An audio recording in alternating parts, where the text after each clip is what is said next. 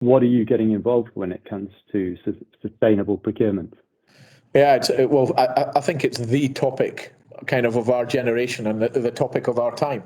And if you look at our carbon footprint as a telecommunications player, it's significantly driven by our supply chain management activity. Yeah?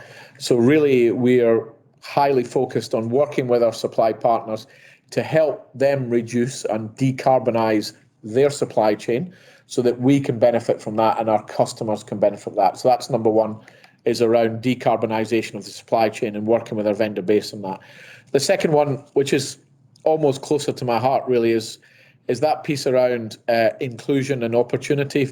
You know, some people would say for all. I'm a great believer that you've got to, in your supply chain, really drive that opportunity piece and drive diversity and inclusion the same way we would want to drive diversity and inclusion in the workplace, whether it's around gender diversity or colleagues who are part of the LGBT plus community, or I think as people of colour. So I think that has shifted significantly from a supply chain perspective in the last 2 or 3 years.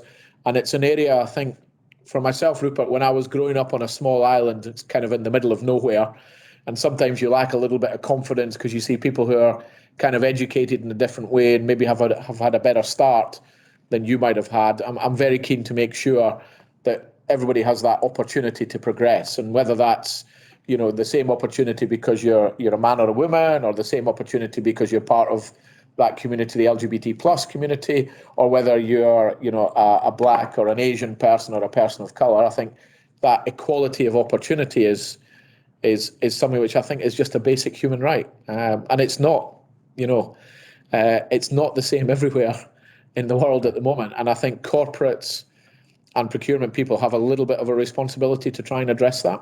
And we also have the tools as well, Rupert. So we actually have the tools to actually start influencing how our supply chain operates and behaves. So I'm pretty strong in that area. It's probably my most passionate area.